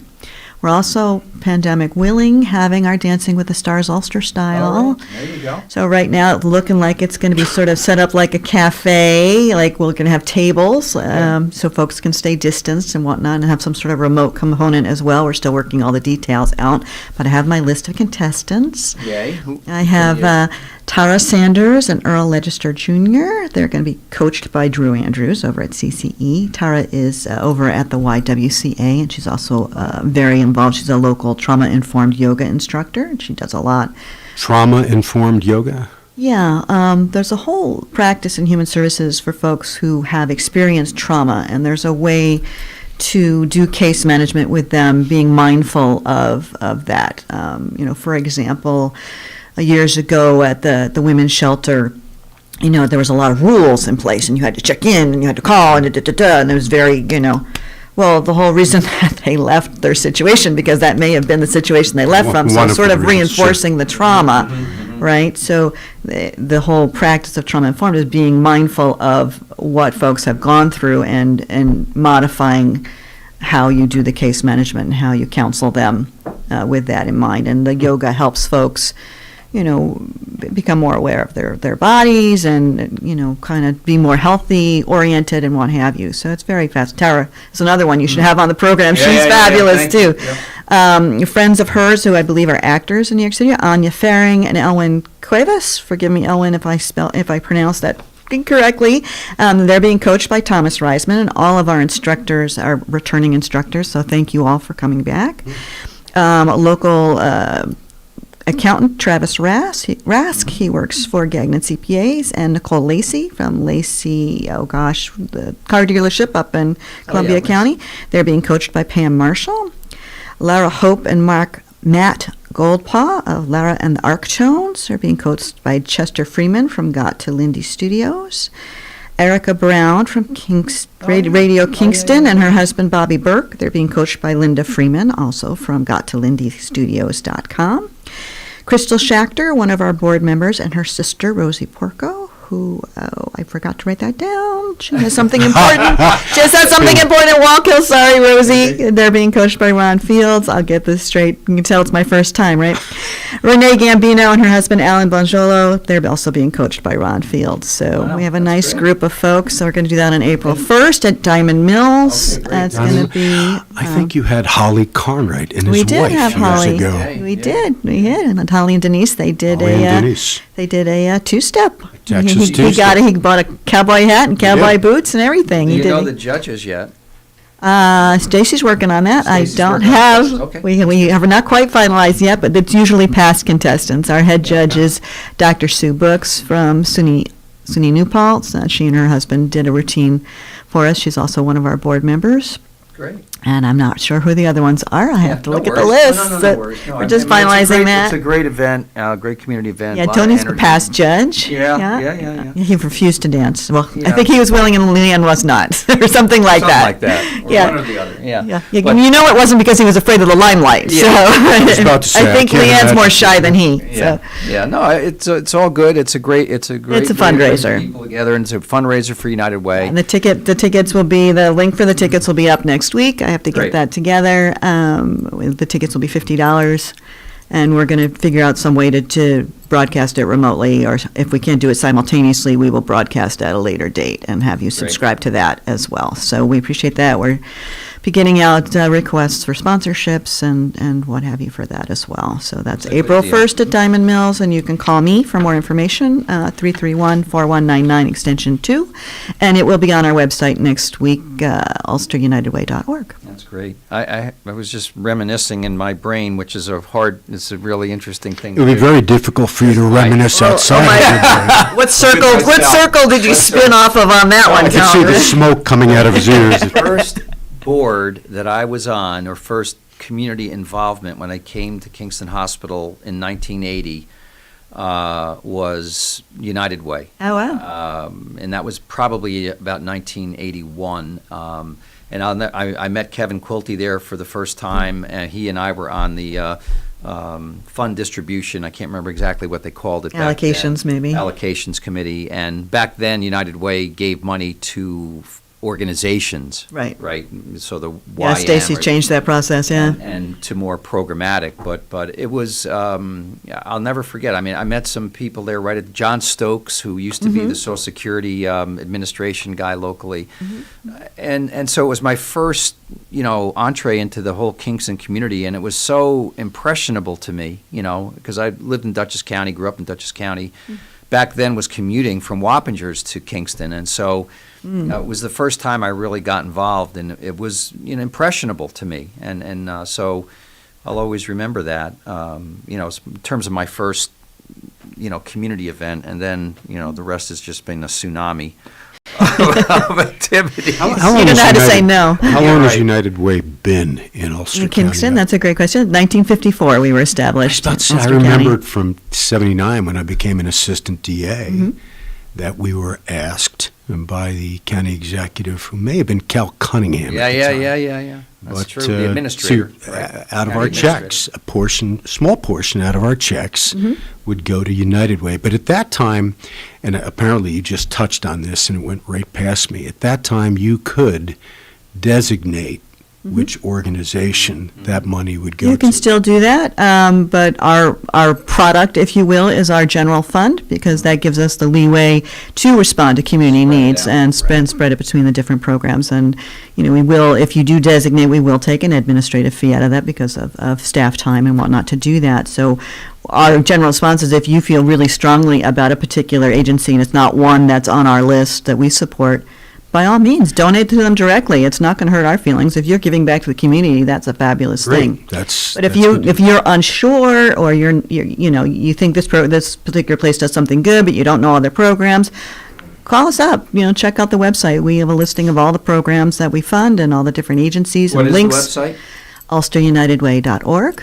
How easy is that? Yeah. And I take it that if an individual had a problem with one or more of the organizations you support, can they designate that the money not go there? I mean, there are people that feel They that way. could. That's probably better for them than just direct their go funding to directly where to- they want to go. understand. So, I mean, we haven't had that question ever in my tenure, so. Really? I guess yeah, nobody has yeah. the courage to say that No. to you. Nobody's such a hard nose as you know? Come on. Once in a while, No, I mean, it's there fine. are- It's fair. there are Everybody has their people that have priorities. strong feelings and Everybody has their priorities. priorities. The It's other fine. major change I think that's happened is the number of companies that used to ask their employees to donate by payroll deduction, right? I mean, that was the biggest. We don't have as many companies. Right, exactly. We don't have as many companies, yeah. It's, What about the state- counties? The counties still do that? They do, not to the same extent they once did. That's too bad. That's It's- unfortunate, I because think, it's a good and I thing. think it's a time of transition, I think, with everybody, with the pandemic and what have you. I mean, we're very So is it grateful just- for all of the employee donations that we get, and those folks that donate directly as well. And I think what people don't often remember is that it does stay local. Anything you donate to the United Way of Ulster County stays in Ulster County. That's great. We only serve Ulster County. United Way is a national brand. We actually pay dues to them to use the national brand, and those are basically for the larger employee campaigns at national organizations and chains and insurance companies and whatnot. So they allow us to come in and talk to people, or they used to, at least allow us to send them information to share with their employees at this point. And those dues come out of corporate gifts and things like that, And so I they don't come out of recall- individual donations. How unfortunate that that's not more active for the county. I remember a representative of the United Way coming to the DA's office Oh, and yeah. speaking to all, and it was very persuasive. It was good. If we get a chance to talk to folks, they understand it. You're not giving to this amorphous United Way organization. Right. You're giving to this fund that we're going to give out and give it to these particular programs. And if you want to serve on our allocations committee so you know where the money goes and how that process works, we're glad to have you. Call me, 331-4199, extension 2, and happy to train you for that. So we're kind of running out of time, but what is Hudson Valley Region 211? Hudson Valley Region 211 is United Way's information and referral service. It covers the 7-county area. It's available 24/7.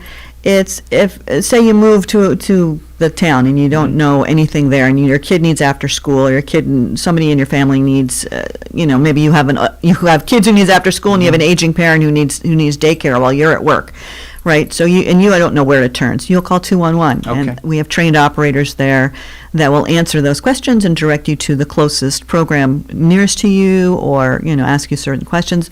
The 211 operators have done things too. Before pre-pandemic, folks, homebound senior was out of food, so they stayed on the phone with her and connected her with a local food pantry and got her a delivery of food, and then got that set up so she got case management on a regular basis. So. They speak multiple languages. That's great. The database is updated constantly, so it's a great service. And it's The a free website- call, 211. That's great. And the website is great, ulsterunitedway.org. Go on it. You're still located at 450 Albany Avenue. Yes, we are. Correct? Been Yep. there for 100 years, just about. Big United Way sign out front, yes, Right. between the animal hospital and the bottle return. That's us.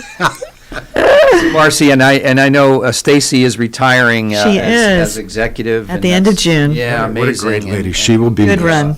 Appropriately ascending Stepping to up, that, yes, to that thank role, you. and you're kind of you've done so much great work for the community over the years. Thank you you. for all It's you a do. pleasure You to put be your here. Heart and soul, and as has Stacy. Absolutely, she does. and- It's a hard act to follow, I'll tell you. She's made a major impact on this community. She has. In the times I've known her. So.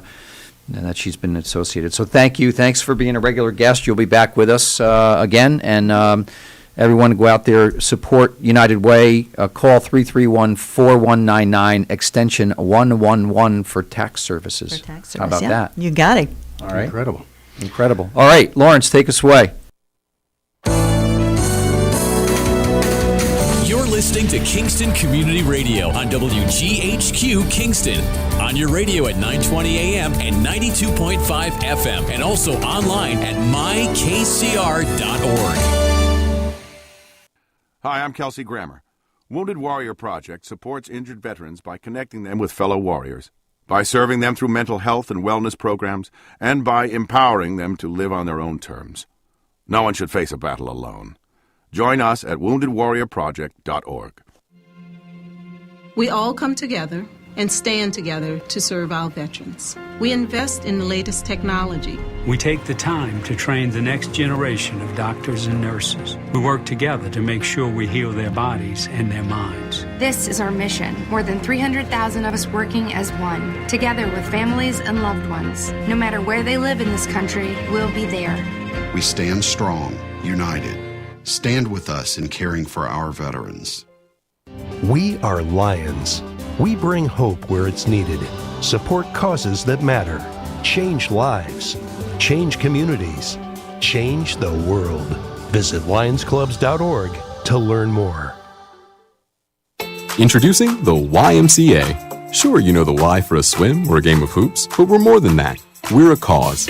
When you take a jump shot at the Y, someone else is getting job training. Practice yoga as a team practices her leadership skills.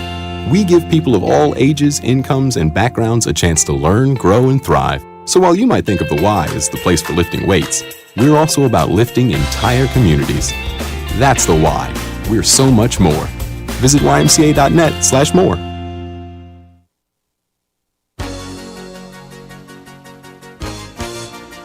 Hi, this is Jared Mans from the Spring Lake Fire Department, and I support Kingston Community Radio, and so should you.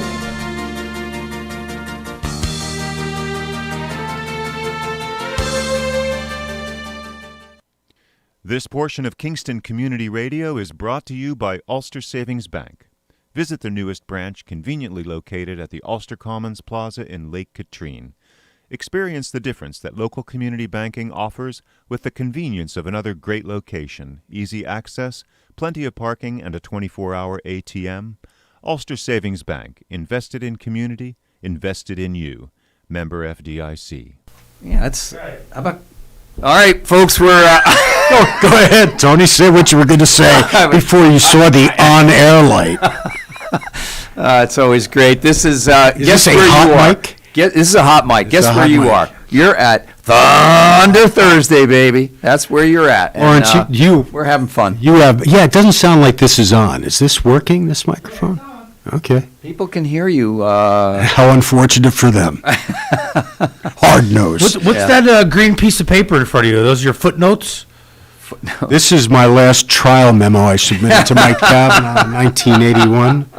This was supposed to be a list I printed out at 5:15 this morning of the guests, and instead You have your shopping list. something from Norman Enterprise. Yeah, it's the back. It's the last page of. You needed the first page of this. I didn't take the first but page. those are, so you don't have to worry about guests now. We had a good Well, time. I called Sue Stacy, so that worked Yeah, that's perfect. okay. Now, do we have an 8:30 guest or? We do not. It's. And let's take this time. I'm going to down by mention the to John schoolyard. DeGaspers, who is an excellent lawyer and a good guy. Right. But I will mention that since I've retired, Right. He's been. it used to be avoiding if I called a lawyer, I would get an immediate response because they feared I was calling their case to trial the next day. Right. Now. Lawyers fear that. Now, I'm still awaiting a return call from Mr. DeGaspers. Welcome to the real world. I did make a mistake Yeah. of telling the secretary, it was so nice, that this is not an emergency, because Yeah, you should have even said- now when I call, it's not always a pleasant thing to get a call from former Judge Right. Williams. Don Williams, yeah. Yeah, So yeah. anyway, John was not able to come, which gives us the great opportunity to discuss some current events and Very important things. that may or may not be important. Tony, and Yeah. Well, we talked. you mentioned earlier at the 7:30, what was the issue? Well, no. I mean, we talked about D.A. Bragg, but you were talking about. I think the average person has like no clue about the court system. None. Zero. I mean, if you have to go there, you're like, that's bad news. As a juror, as prospective jurors, prospective Paul juror, O'Neill, when he comes on, exactly. the commissioner, would say routinely that it was greatly appreciated, because I would pick a jury about once or twice a month. Right. And you'd have 110 or 115 people that were getting yanked out of their homes, yanked out of their businesses, would be sitting there intimidated. Right. And judges don't understand that. Lawyers are so involved with their own case. Right. They have these people waiting and waiting and waiting, and they had no idea what was happening. Yeah. I would try to use the opportunity. First of all, I was on time with the jurors. Right. I wouldn't let them wait. The lawyers could wait. Yeah. Yeah. Jurors But know. the citizens. And that then are I would there- try to take the time to explain a little bit about the process. Right. And It's important. Jurors, prospective jurors, from what Paul tells me, really appreciated that. So Yeah. I thought this morning, if you'd like, we could lay out some of the things about the system, let you ask any questions you might want to watch. Start out by the role of district attorney. Yeah. When I ran for district attorney the first time and knocked on doors, I was stunned that many people didn't know the difference between the county attorney and the district attorney. Yeah. They truly didn't know what the district attorney did. They had no idea what the county attorney did. Right. So there are some basic principles that people don't understand. New York State has everything, excuse me, I shouldn't say this. Ass backwards. Ass backwards as far as back. Got it. Yeah, Yeah. that was pejorative of me. Yeah, it was pejorative, but. But for example, you have town courts. What do they Right. do? You have county court. You have superior courts, which include county court and Supreme Court. Town courts handle all misdemeanor crimes, handle Right. small Traffic claim tickets, stuff, stuff. traffic tickets. Right. They handle preliminary jurisdiction on felonies. A felony is the most serious crime you can Right. commit. It's anything you could receive more than a year in jail for is Right. a felony.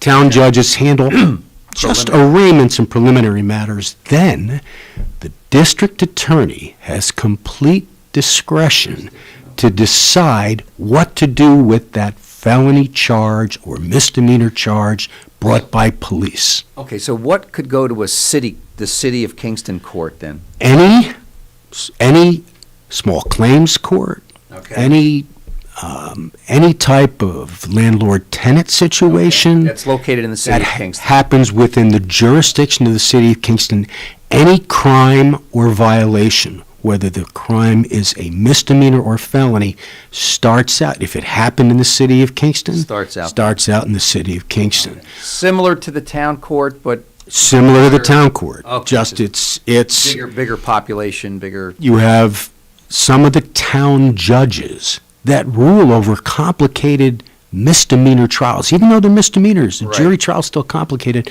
aren't even lawyers. Right. In the city of Kingston, the judges are lawyers, so they have some training in these matters. Got it. Then the district attorney, when you deal with, go ahead, Tony. No, I was thinking about that. So then the county court, in my mind, is next in the hierarchy. Is that correct? Correct. County court has original jurisdiction on any felony that the district attorney chooses to prosecute as a felony. Got it. So a district attorney, when felony charges are brought, and felonies can range from larcenies of $1,000, theft of $1,000, up to murder, and everything in between.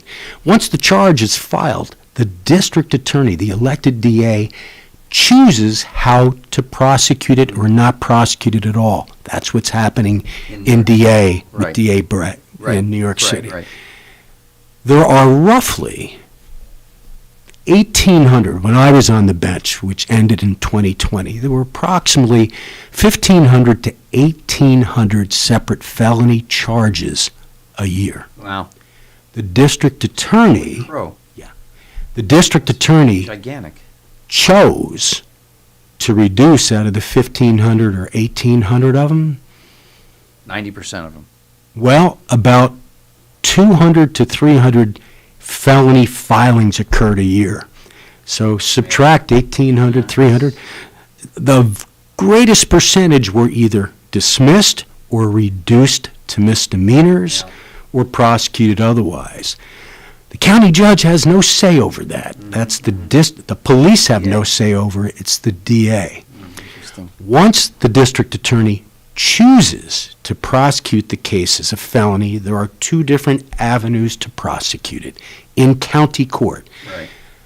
The county judge, north of New York City, the county judge presides over every felony that a district attorney chooses to prosecute as a felony. But there are two different ways for the DA to do it.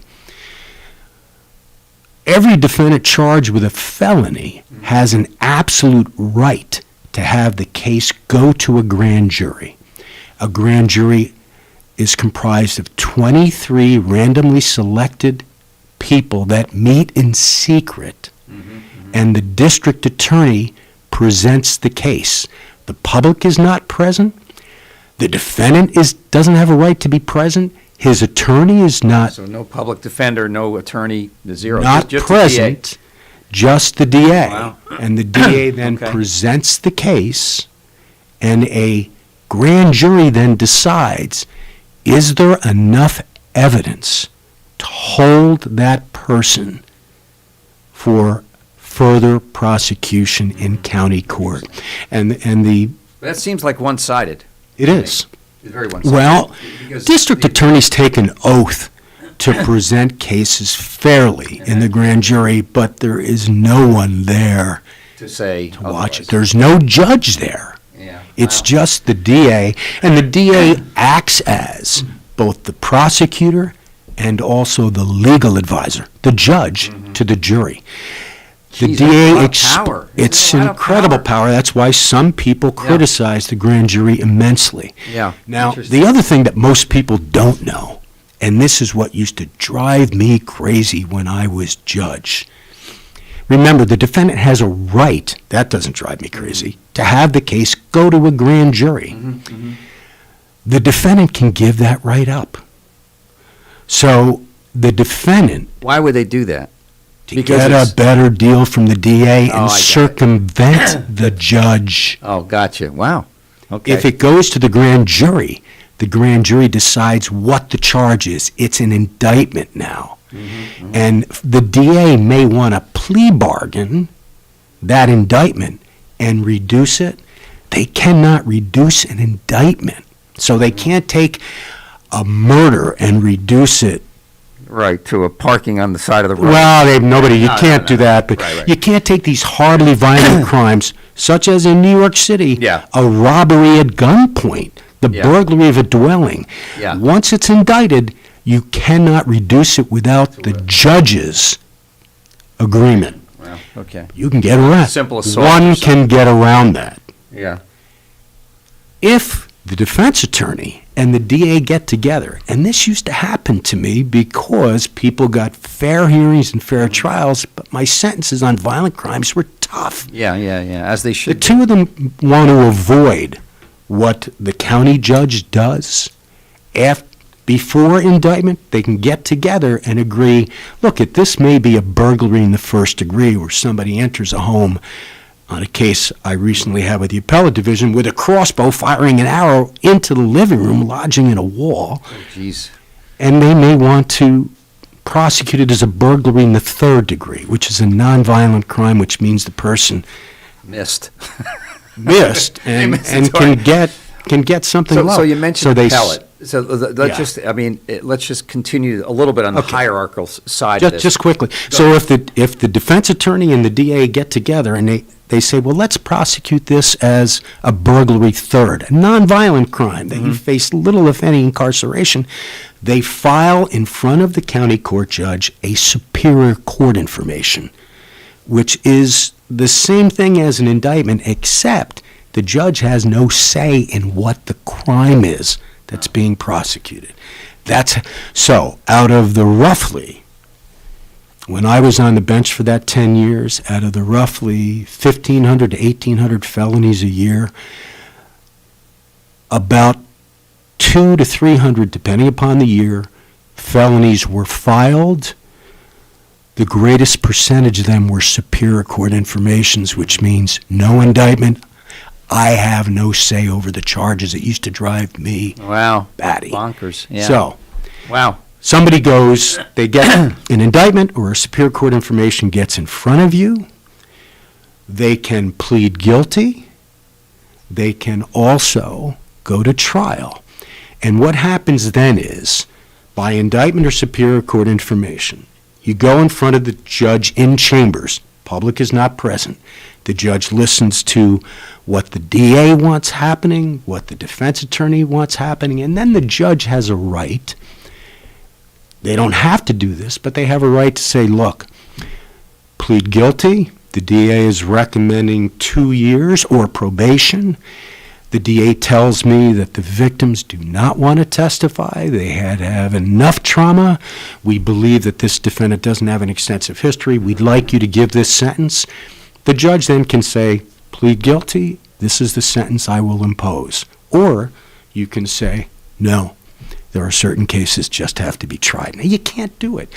You can't try 300 cases a year. I had more jury trials than anyone in the entire 3rd District, from Albany to Sullivan County. Yeah, interesting. But you can't try. I wish every case could be tried. You don't. It's physically impossible. Logistics are so impossible. you do have to. The judge, in order to get the cases moving on time, has to plea bargain. After that, either by plea or by trial, every defendant has a right to appeal to an appellate division. Now, county court handles all of the crimes. Supreme Court of New York State is the lowest of all courts, same level as county court. Yes, I don't understand. They handle divorce. They should call it something different. Else. Yeah. They handle divorce cases, accident cases, very serious cases, but not crimes. They do not handle crimes. Supreme is kind of like, because of maybe the we think federal Supreme government. Court of the U.S. is the highest. No, out of the trial jurisdiction cases outside of town courts, they're the lowest court, along with county court. We're the lowest superior court. If there is a conviction, either by plea or by trial, the defendant has a right to appeal that conviction Right. to a higher court. It's Not the called, Supreme Court, it's going to be... it's the appellate division Okay. of the Supreme Court. Okay. But it's known as the appellate division. Right. There are 4 appellate divisions. They do not do any trials. They do not meet victims. They do not meet defendants. It's all case review. It's all the It's all documents. lawyers arguing in front of them and looking at cold records and transcripts. Gotcha. They don't deal with people. They don't deal with victims. They don't deal with defendants. They look and they try to determine whether the district attorney did something that did Right. not follow the rules of law or the Constitution, Right. or the judge did something that did not follow the rules. Virtually every case, whether the individual entered into a plea bargain or whether or not they went to trial, they all appeal it. Yeah. Most of them because the public defender does appeals, or they assign Yeah, attorneys yeah. to do Is that almost automatic? Or? It's almost automatic. Yeah. And I'll just So their toot my caseload own has to horn. be crazy. The appellate division, it's crazy, because gotta be- the appellate division hears crimes and hears civil cases on Yeah. appeals. Oh, Lord. It's too much, Yeah. honestly, it's too much for any individual to understand the complexities Oh, yeah, of all these yeah, different no, yeah, laws. no, that's It's why- too much. Yeah. It's too much. Yeah, And yeah. that's why there are times. And what I were was you gonna say, your fortunate record? enough that in the 10 years, and I tried, depending upon the year, between 12 to 15 to 20 cases a year, handled 300 pleas a year. Right. Never had a trial conviction reversed in 10 years. I was very proud of that. A lot of Yeah, it had to that's do with big I deal. had a brilliant guy, John Prizzi, working for me. Yeah, yeah. The problem is, there are times, and most recently, I had, I'm no longer on the bench for 2 years, but most recently I had a case where the appellate division did not reverse the case. They affirmed the appeal, saying that the defendant received a fair trial, et cetera, but they reduced my sentence. And that is where I don't think appellate courts review the law. Right. And if there's a constitutional violation, if there's a violation of Different story. prejudice to the defendant, different story.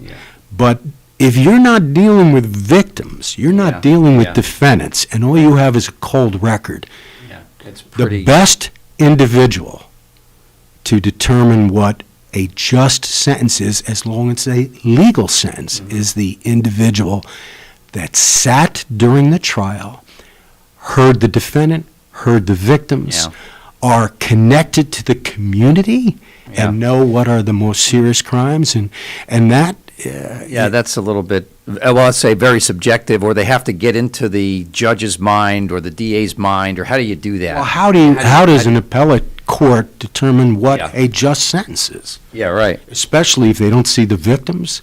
Yeah. And- Now, are those elected, the judges that are... or You must appointed- be elected to the Supreme Court. Right, which And then Kevin Bryant was just elected. just elected to Supreme Court, right? And Karen Peters, for example, Okay. she was elected to the Supreme Court. Mike Kavanaugh Sr. was elected to the Okay, Supreme okay. Court. Then the governor, it's a political appointment. Okay, The here we go governor again. Go ahead. So, and So the governor there appoints are the appellate individuals that are judges. appointed to the appellate court that have never seen a criminal trial in Oh, their see, lives. that's just ridiculous. In their lives. And it's disturbing to prosecutors, defense attorneys, and So judges. it's politicized, that part is Well, politicized. I'm not saying the people that are there are unqualified. Some I do believe are unqualified to be yeah. there, But at least to generally, yeah. handle criminal cases. But you have to run. Four appellate? There are 4 appellate divisions, 1st, 2nd, 3rd, 4th department. We're in the 3rd department, that is. Oh, it's geographical? Orange County's geographical. Okay. It's Orange County, Albany County, Sullivan County, Greene County, Okay. Ulster County. Gotcha. And the governor appoints those people.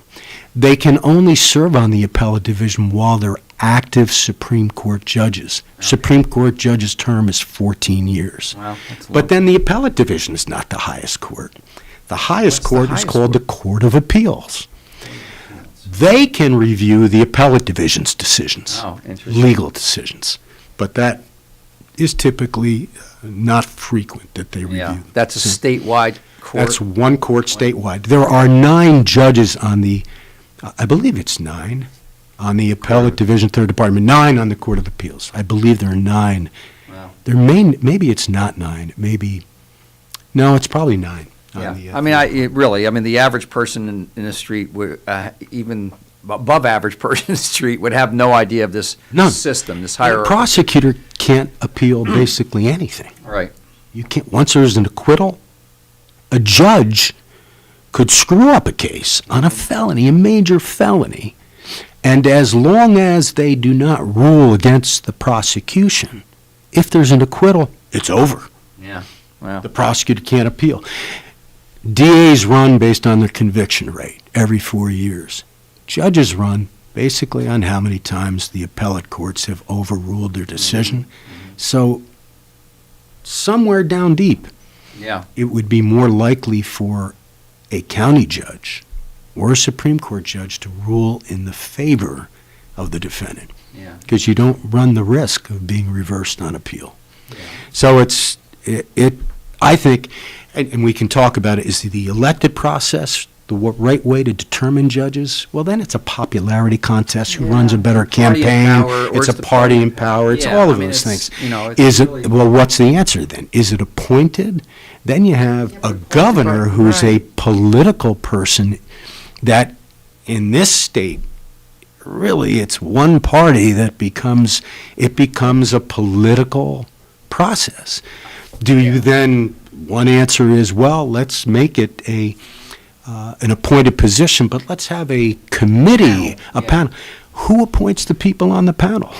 The governor. So it's right. It's fraught with subjectivity. There is no clear answer. So the best, in my opinion, is to have it an elected position. At least then the community can have a direct say in who's there. So the county, the Supreme Court, the appellate division, though, it sounds like it could never be elected. It is. You have to be elected as a Supreme Court judge, but then it's appointed to the appellate division. The Court of Appeals is all appointed. The Court of Appeals is for a long time. Our system is definitely, let's say, flawed because of the possibility of the subjectivity by the political parties influencing. It's still probably the best one just about on the planet, I would think. I agree. Not going to, some of the European countries and, the English system of law, and I have no idea what the Italian system of law is, quite frankly. Under Mussolini, it was not good. So we have flaws for sure, but like many things in this country, where we're not happy with how things are, the direction things are going. If we compare ourselves to others, we still stand head and shoulders above, other countries in the world. I agree. Our system, the system of justice, works.